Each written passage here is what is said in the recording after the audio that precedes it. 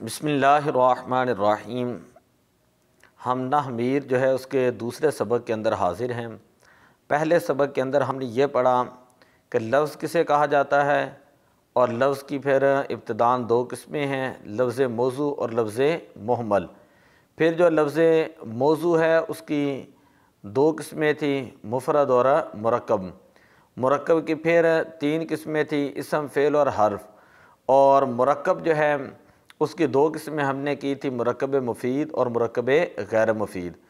مرکب مفید جو ہے اس کا دوسرا نام جملہ ہے اور کلام ہے، کہ مرکب مفید کو جملہ بھی کہا جاتا ہے اور کلام بھی کہا جاتا ہے۔ اب جملہ کی آگے دو قسمیں ہیں، ایک ہوتا ہے جملہ خبریہ اور دوسرا ہوتا ہے جملہ انشائیہ۔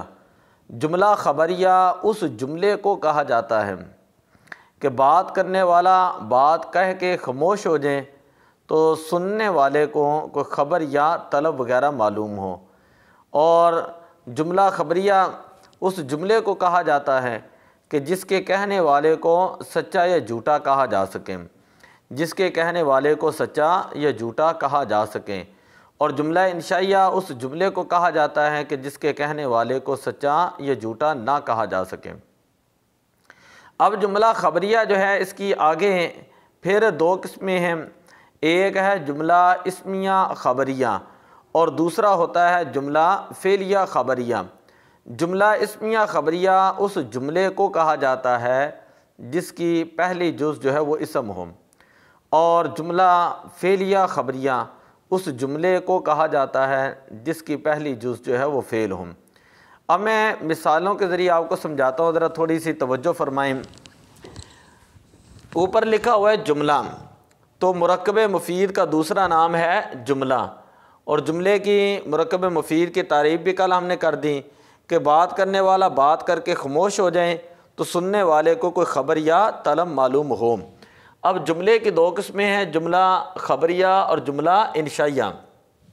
جملہ خبریہ کے اندر یہ جو یا آ رہی ہے یہ نسبت کی ہے، یعنی ایسا جملہ جو خبر دیں جس سے کوئی خبر یا طلب وغیرہ معلوم ہو۔ اور ہم نحو میر کے اندر اس کی تعریف یہ پڑھتے ہیں کہ وہ جملہ کہ جس کے کہنے والے کو سچا یا جھوٹا کہا جا سکے۔ اب جملہ خبریہ کی آگے دو قسمیں ہیں، جملہ اسمیہ خبریہ اور جملہ فعلیہ خبریہ۔ جملہ اسمیہ خبریہ اس جملے کو کہا جاتا ہے کہ جس کی پہلی جز اسم ہو، جس کی پہلی جز اسم ہو، جیسے زید قائم، زید قائم، زید کھڑا ہے، اس سے ایک مکمل خبر معلوم ہو چکی ہے۔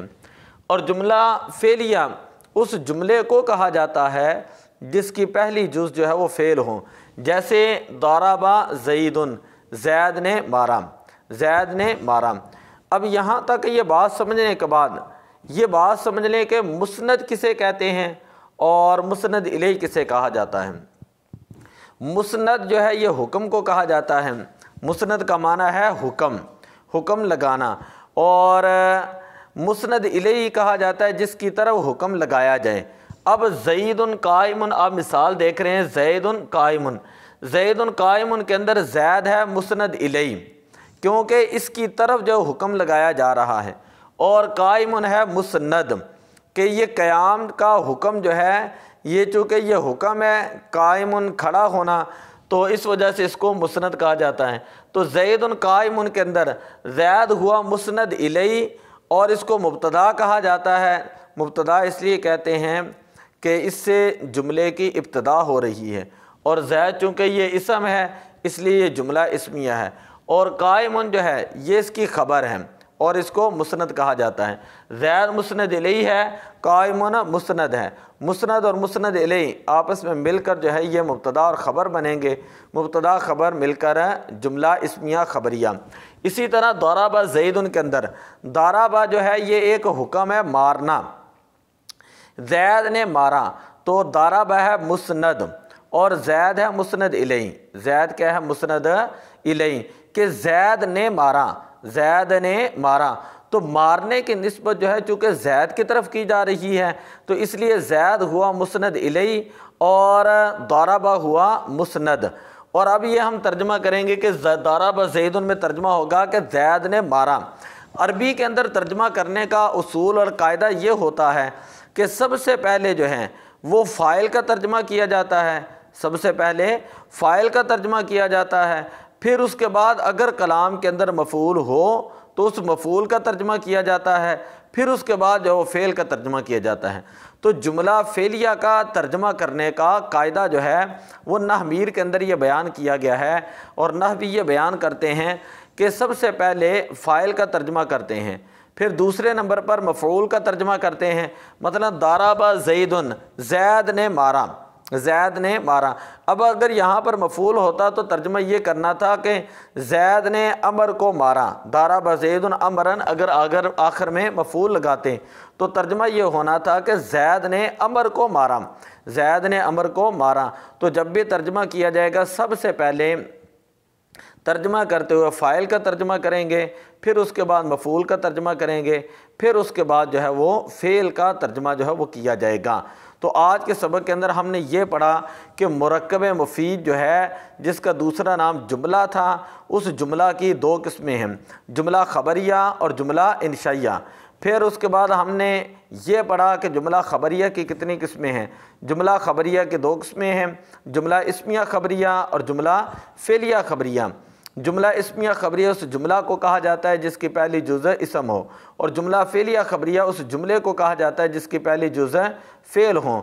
اور اس کے بعد ہم نے یہ پڑھا کہ مسند کسے کہتے ہیں، مسند نحو کے اندر جو حکم کو کہا جاتا ہے، اور مسند الیہ اسے کہا جاتا ہے جس کی طرف حکم لگایا جائے۔ زید قائم، جملہ اسمیہ کے اندر جو مبتدا ہوتا ہے وہ مسند الیہ ہوتا ہے کیونکہ اس کے اوپر حکم لگایا جاتا ہے، اور جو خبر ہوتی ہے وہ مسند ہوتی ہے کیونکہ خبر کا حکم جو ہے وہ مبتدا کے اوپر لگایا جاتا ہے۔ تو زید قائم کے اندر زید مبتدا ہوا اور قائم اس کی خبر۔ اسی طرح ضرب زید، ضرب زید میں ضرب جو ہے یہ فعل ہے اور زید جو ہے اس کا فاعل۔ تو ضرب جو ہے یہ مسند ہے اور زید جو ہے یہ مسند الیہ ہے۔ تو دعا ہے کہ اللہ تبارک و تعالی ہمیں ان چیزوں کو سمجھنے کی توفیق عطا فرمائے۔